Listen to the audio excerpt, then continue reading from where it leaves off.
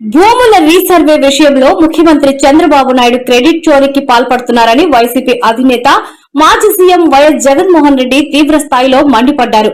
భూమండలం మీద క్రెడిట్ చోరీ చేయగలిగిన ఏకైక వ్యక్తి చంద్రబాబేనని, ఆయన రంగులు మార్చే తీరును చూస్తే ఊసరవెల్లి కూడా సిగ్గుపడుతుందని ఎద్దేవా చేశారు.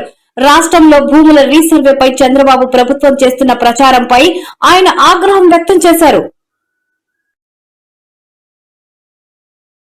మూలం ఎక్కడి నుంచి వచ్చిందో తెలుసా? 2019 కన్నా ముందు నా 3648 కిలోమీటర్లు సాగిన నా పాదయాత్రలో మార్గ మధ్యంలో రైతన్నలు పడతా ఉన్న అవస్థలు, ఇబ్బందులు చూసిన తర్వాత భూములకు సంబంధించి ఆ ఆలోచనల నుంచి వీటికి పరిష్కారం చూపాలన్న తపన, తాపత్రయం నుంచి శాశ్వత పరిష్కారం చూపించాలన్న ఆలోచన నుంచి పుట్టుకొచ్చింది దీని మూలం. రైతులను, ప్రజలను ఇబ్బందులు పెడుతూ అవస్థలకు గురి చేస్తున్న పరిస్థితి.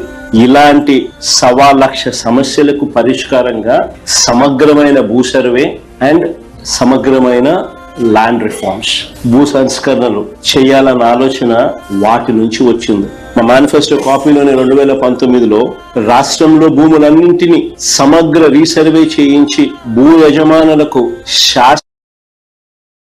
నేను చంద్రబాబు నాయుడు గారిని సూటిగా ప్రశ్నిస్తా ఉన్నా, అయ్యా సమగ్ర సర్వే వల్ల భూములు పోతాయని, ల్యాండ్ టైటిలింగ్ యాక్ట్ వల్ల ప్రజల ఆస్తులు కబ్జాకు గురవుతాయని ఒక ప్రచారం చేసి ఒక డ్రామా చేసిన ఈ చంద్రబాబు, ఇప్పుడు కేంద్ర ప్రభుత్వంలో భాగస్వామిగా ఉన్న ఈ చంద్రబాబు ఇప్పుడు పూర్తిగా